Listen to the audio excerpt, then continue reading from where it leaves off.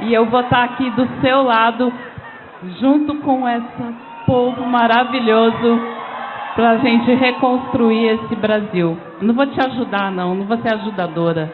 Eu vou estar do seu lado, junto, lutando para a gente dar, de novo, o Brasil da esperança que esse povo maravilhoso merece.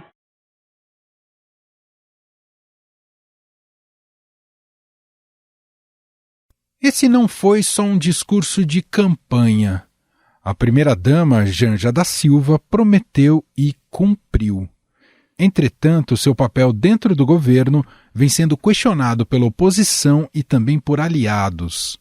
A socióloga tem sido fundamental para algumas decisões do presidente Lula. De acordo com a apuração do Estadão, do jornalista Marcelo Godoy, ela teve papel central na saída do ministro-chefe do Gabinete de Segurança Institucional, Gonçalves Dias. O general Gonçalves Dias, flagrado circulando em tratamento, digamos, amigável com golpistas extremistas que passaram meses no acampamento bolsonarista em frente ao quartel-general do Exército, sob a tutela do então comandante colocado lá por Bolsonaro, acaba de pedir demissão.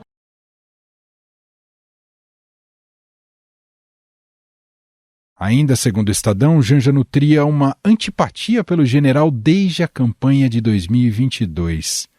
Recentemente, Janja causou polêmica ao debater uma proposta do ministro da Fazenda, Fernando Haddad, em taxar produtos importados de empresas chinesas, como a Shein e a Shopee. Janja, que está na China ao lado do ministro da Fazenda, Fernando Haddad, interagiu com vários perfis no Twitter que reclamaram sobre a medida para defender a decisão. Janja comentou a publicação de um perfil afirmando, abre aspas, a taxação é para as empresas e não para o consumidor, fecha aspas.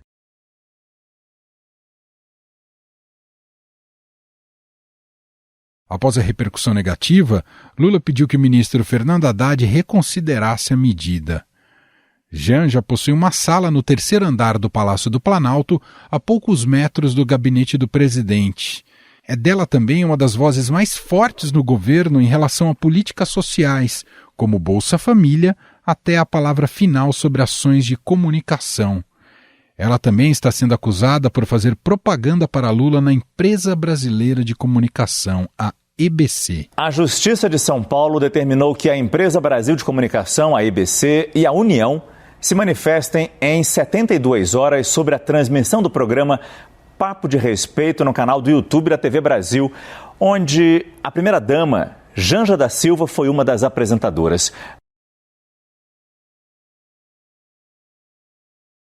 Dentro da comunicação do governo, a socióloga tem promovido ações para aproximar Lula de temas que estão em alta na internet. Na semana passada, ela convidou o ex-BBB César Black para a cerimônia de assinatura do novo piso salarial de enfermagem.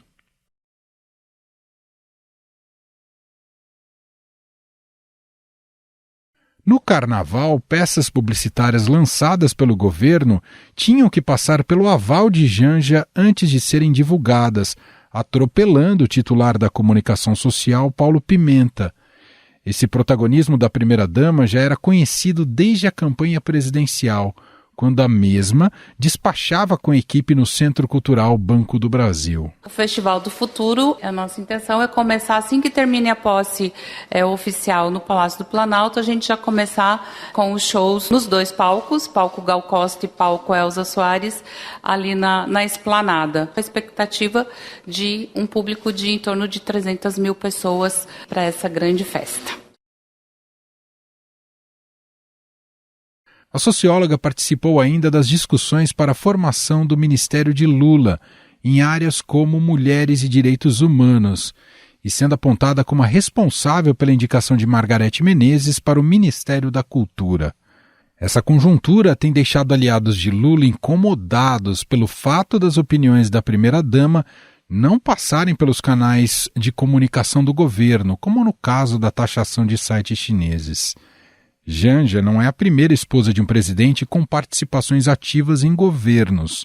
Ruth Cardoso, por exemplo, era responsável pelo programa Comunidade Solidária, projeto que reuniu iniciativas em áreas sociais no governo de Fernando Henrique Cardoso. O que o Comunidade Solidária quer fazer é mobilizar a sociedade brasileira, porque nós achamos que os nossos problemas são grandes demais, é que em qualquer lugar a sociedade também está mobilizada para a solução dos problemas sociais. E essa é a nossa parte, nós queremos fazer uma ponte entre a ação governamental, que tem que existir, que tem que ser de qualidade, que tem que atingir seus objetivos, e a sociedade para aqueles problemas mais graves que exigem uma ação imediata. No entanto, nenhuma das antecessoras estava tão presente no dia a dia das decisões dos governantes como a socióloga.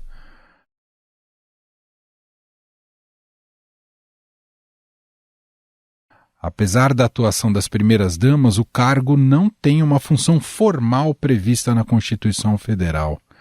Fora isso, Janja tem sido usada pela oposição como forma de criticar o governo.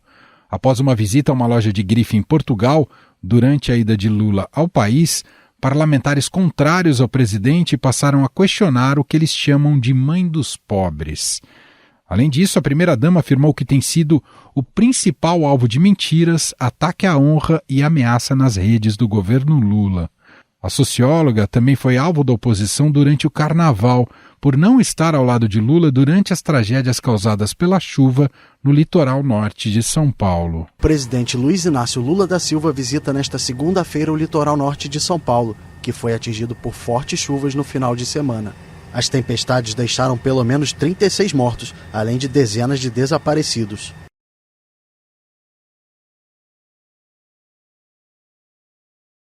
Enquanto Lula suspendeu seu recesso por causa da fatalidade, Janja continuou na Bahia para o feriado de Carnaval. A ação foi criticada por parlamentares da oposição. Afinal, qual o ruído que o protagonismo de Janja pode causar dentro do governo? Existe um vácuo de decisões no governo que tem sido ocupado por ela? Sobre o assunto, vamos conversar com a professora de Ciência Política da Universidade de Brasília, a UNB, Flávia Biroli. Olá, professora, seja muito bem-vinda.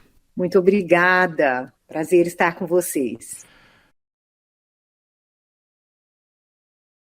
Bom, professora, a primeira-dama, Janja, tem ocupado um papel decisório importante no governo Lula. Alguns exemplos recentes ilustram bem isso, como a queda do ministro do GSI, o Gonçalves Dias, que teve forte influência dela.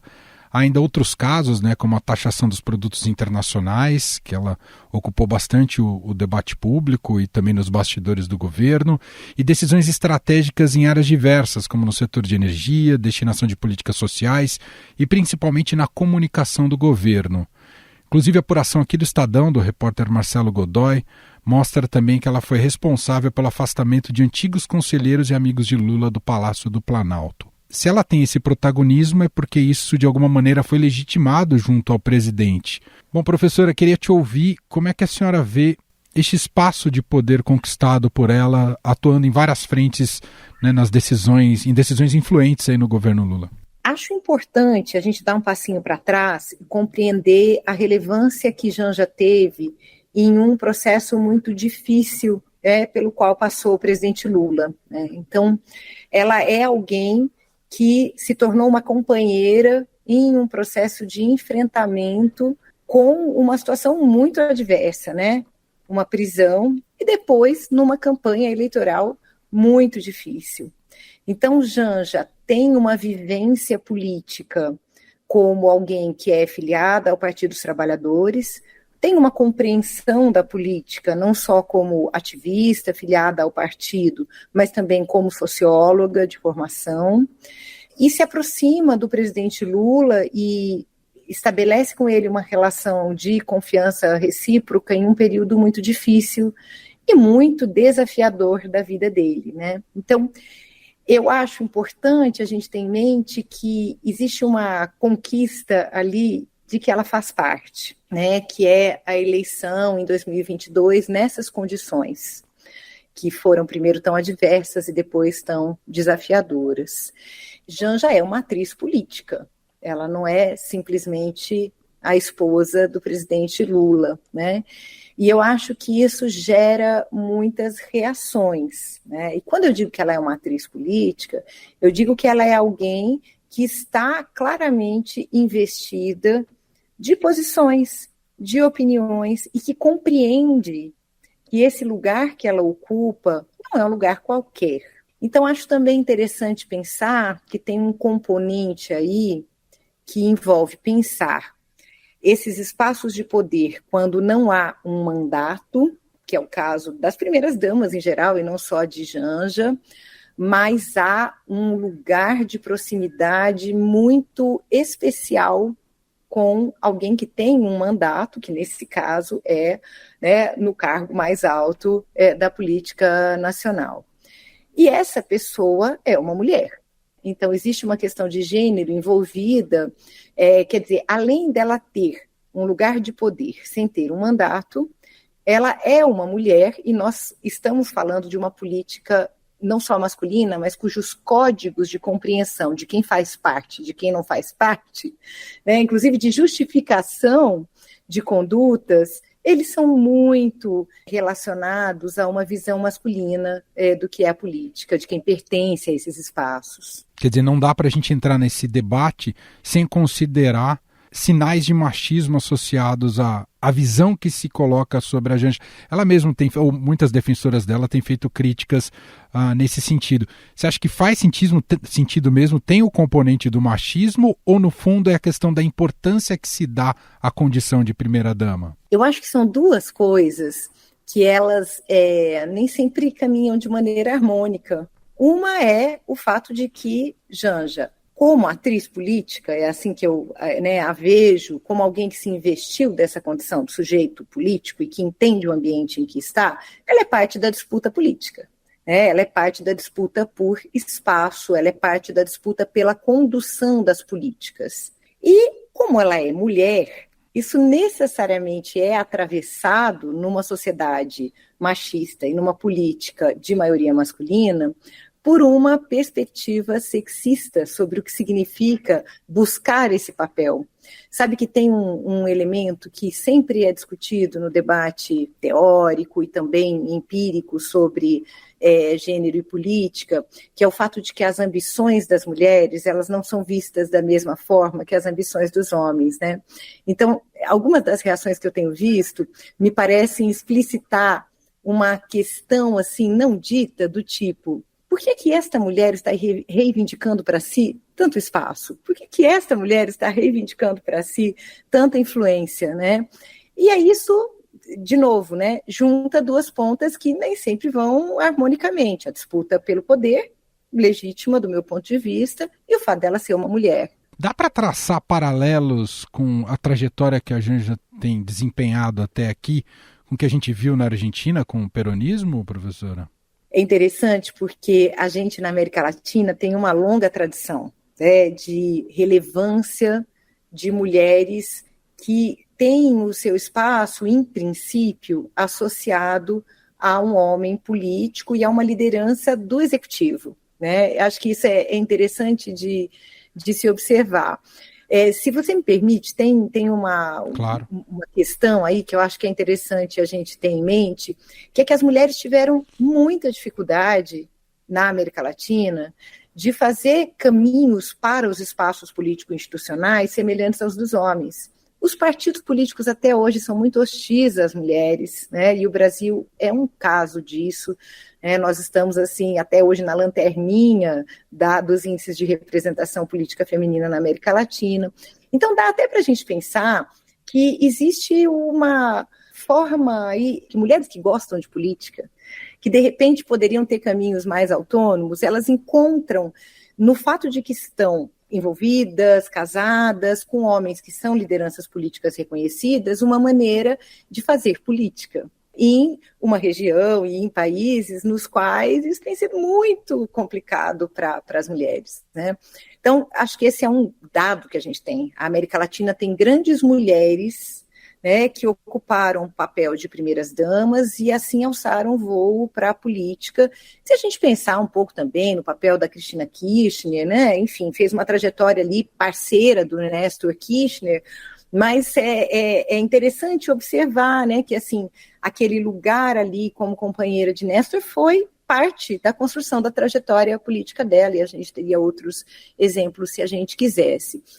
Eu só compararia a Janja com essas mulheres em um sentido muito específico. Ela é alguém que tem presença pública e que reivindica um papel relevante. Ela não está simplesmente posicionada assim a partir do desejo, da vontade de um ator político masculino. Ela reivindica para si essa posição. E talvez por isso ela incomode, né? Ela gere assim, ruídos nas relações, inclusive, ao que parece, internas ao próprio partido político e à própria composição do governo hoje.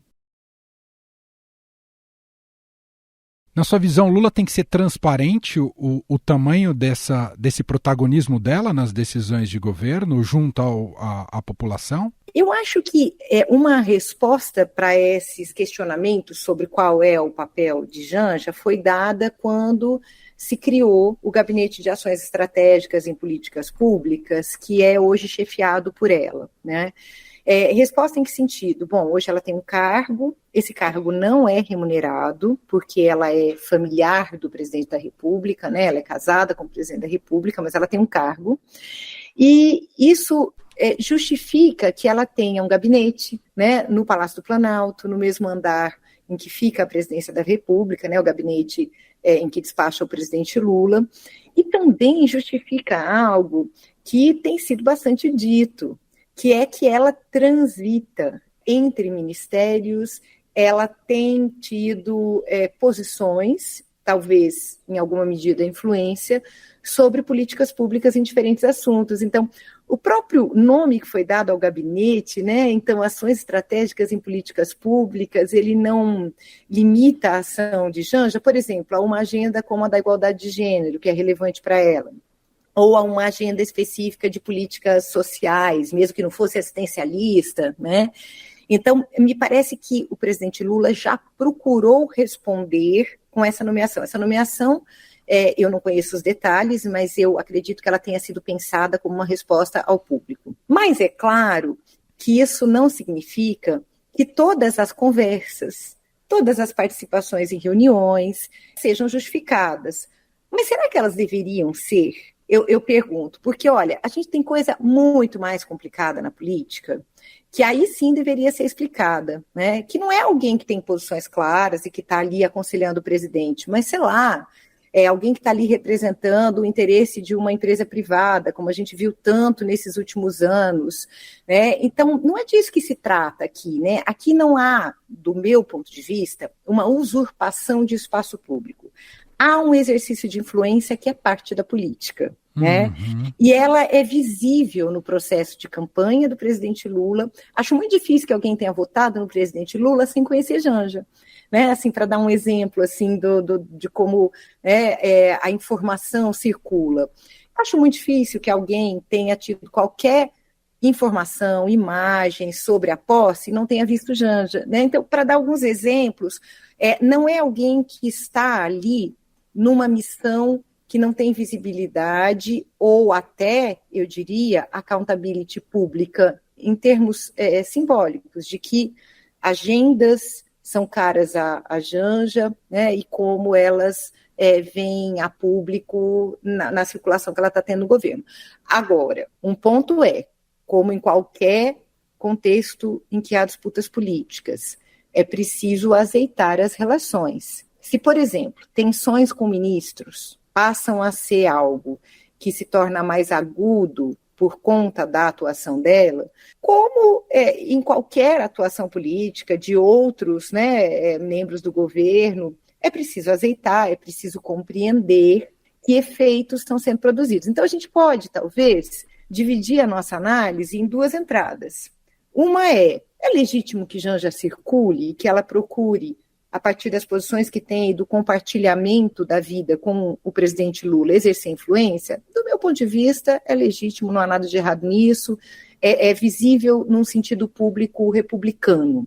Agora, é sempre benéfico? Aí a gente tem que analisar os efeitos, né? Pode ser que em alguns casos, e não em outros, isso gere tensões que não sejam benéficas para o governo. né, ou para o presidente Lula especificamente nas suas relações com ministros e com outros atores políticos em quem ele confia. É porque a partir do momento que você toma essas decisões e age politicamente e exerce influência, tem que estar pronto para ouvir as críticas e as reações negativas, quando em muitos momentos pode ser que influencie negativamente. O próprio caso, né, foi muito criticado da falta de azeitar melhor a comunicação nesse caso de tributar ou não as compras internacionais. Acho que é um caso notório, né? Sim, exatamente. E aí, se você pega a questão da tributação das compras em sites internacionais, e pega, por outro lado, um tema como o da equidade salarial, em que ela teria tido um papel, né? São dois casos em que, aparentemente, Janja exerceu influência e ela própria, né, trouxe a público a sua influência. E eles tiveram efeitos muito distintos. Então, acho que isso exemplifica, quer dizer, não tem um problema em si no modo como ela tem atuado e circulado. Agora, se ela é uma atriz política, se ela é alguém que reivindica para si a condição do sujeito político, parte da responsabilidade de um sujeito político é lidar com as consequências das suas ações. Isso está na base, né, do agir político. E a gente pode, inclusive, daí julgar os diferentes atores políticos pela consequência, né, ou pelas consequências das suas ações. E Janja vai certamente ser julgada dessa forma, mas ela vai ser julgada de diferentes lugares, né? Esse é um ponto, porque ela é muito visível, ela é a primeira-dama e ela é alguém com muita personalidade, então ela vai ser julgada de dentro do governo, vai ter fogo amigo, ela vai ser julgada pela oposição, ela vai ser julgada de alguma forma pelo modo como a visibilidade dela circula nos veículos de imprensa, né? E ela vai ser julgada pelos eleitores com vários filtros aí para a gente pensar em como a imagem dela chega aos eleitores, inclusive os filtros daquilo que a própria extrema-direita faz circular de maneira extremamente preconceituosa, já desde o período das eleições, né? E aí o gênero cruza tudo isso, né? Eu acho que é interessante, claro. A gente falou lá atrás sobre gênero, né? Cruza tudo. Não é que todas as pessoas que reagirão a Janja reagem conscientes de que estão sendo sexistas ou tem uma visão de que há um problema em uma mulher ocupando esse espaço.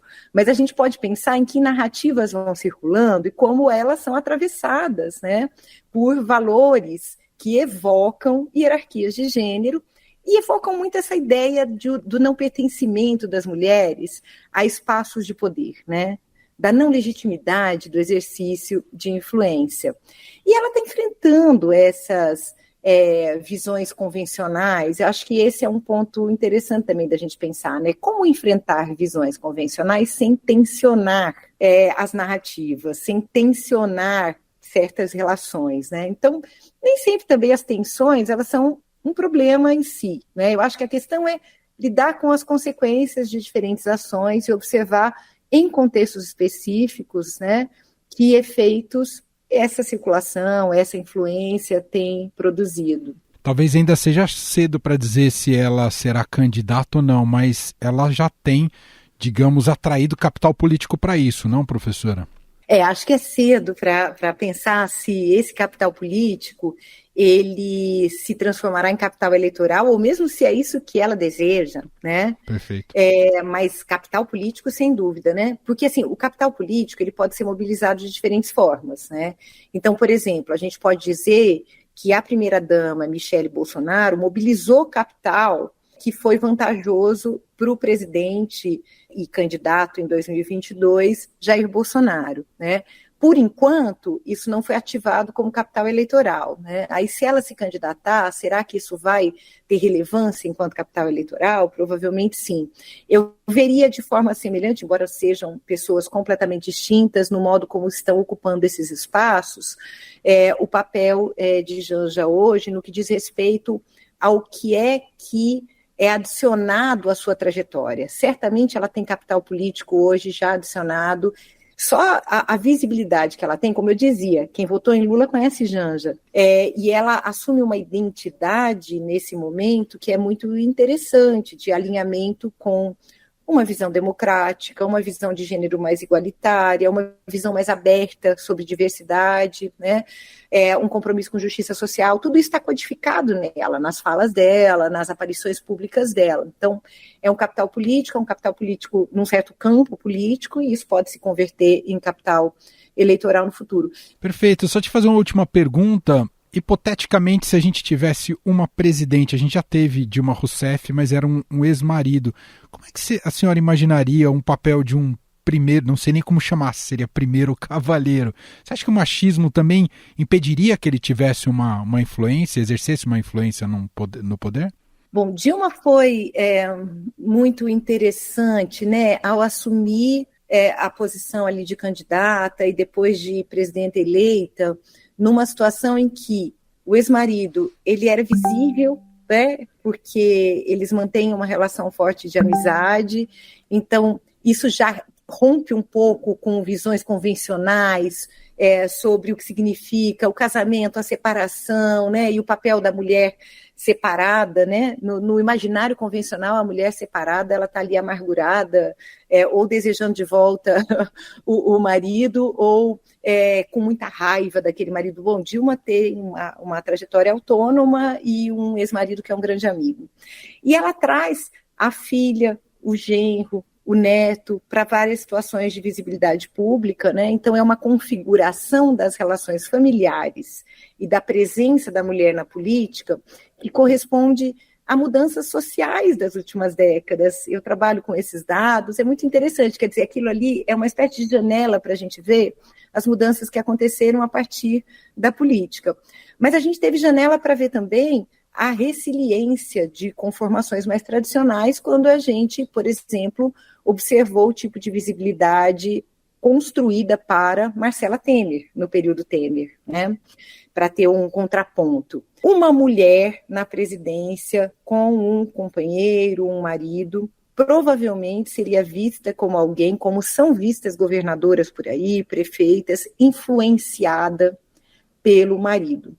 Então, talvez seja interessante que a reação hoje seja Lula é influenciado por Janja, né? Será que isso já não significa um certo deslocamento, né? Em vez dela ser vista como alguém que é dócil, ela é vista como alguém influente, afinal isso é o que é concedido aos homens, quando eles é que são os companheiros das mulheres na política, né? Acho que uma mulher que fosse presidenta da República tendo um companheiro, um marido com ela, provavelmente seria vista com uma certa reticência quanto ao papel que esse marido exerceria nas decisões dela. Ouvimos aqui Flávia Biroli, professora de Ciência Política da UNB. Professora, muito obrigado pela conversa e até uma próxima. Eu é que agradeço. Até a próxima. E este foi o Estadão Notícias de hoje, quarta-feira, dia 26 de abril de 2023. A apresentação foi minha, Emanuel Bonfim. Na produção, edição e roteiro, Gustavo Lopes, Jefferson Perleberg e Gabriela Forte. A montagem é de Moacir Biasi.